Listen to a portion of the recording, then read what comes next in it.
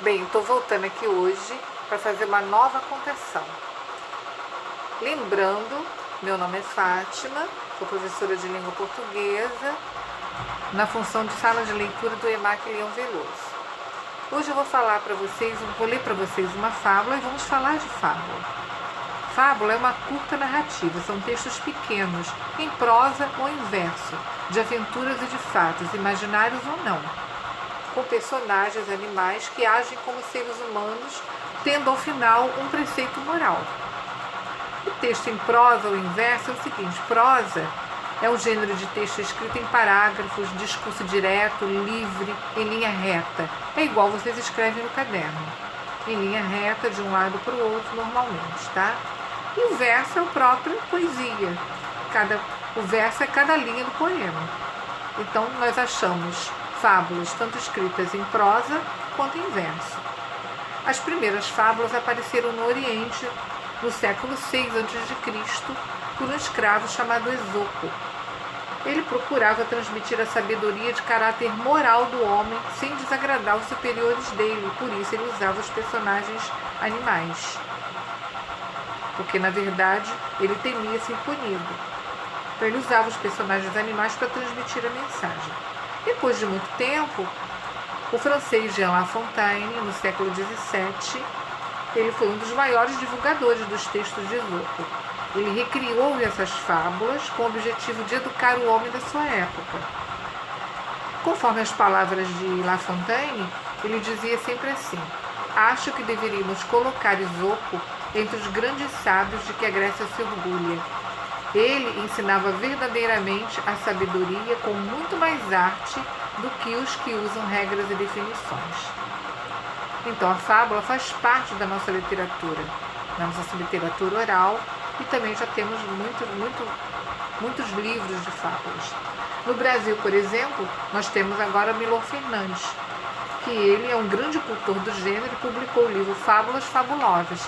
E cada autor que reproduz as fábulas, ele adapta para a sua época. E é de Milor Fernandes que eu vou tirar a nossa fábula de hoje, que é o Rei dos Animais. Saiu o leão a fazer a sua pesquisa estatística para verificar se ainda era o rei das selvas. Os tempos tinham mudado muito, as condições do progresso alterado, a psicologia e os métodos de combate das feras, as relações de respeito entre os animais já não eram as mesmas, de modo que seria bom indagar. Não que restasse ao leão qualquer dúvida quanto à sua realeza, mas assegurar-se é uma constante do espírito humano e, por extensão, do espírito animal.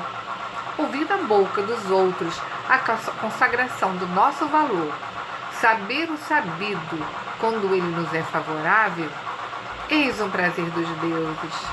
Assim, o leão encontrou o macaco e perguntou: ei você, macaco, quem é o rei dos animais? O macaco, surpreendido pelo rugir indagatório, deu um salto de pavor e, quando respondeu, já estava no mais alto galho da mais alta árvore da floresta. Claro que é você, leão, claro que é você!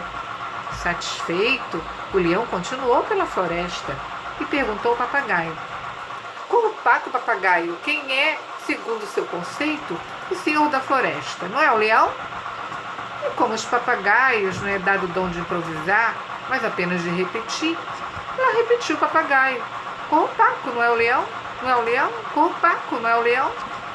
Cheio de si, prosseguiu o leão pela floresta em busca de novas afirmações de sua personalidade. Encontrou a coruja e perguntou: coruja, não sou eu, o maioral da mata? Sim, és tu, disse a coruja, mas disse de sábia, não de crente. E lá se foi o leão, mais firme no passo, mais alto na cabeça, todo bobo. Encontrou o tigre. Tigre, disse em voz de ostentor, eu sou o rei da floresta, certo?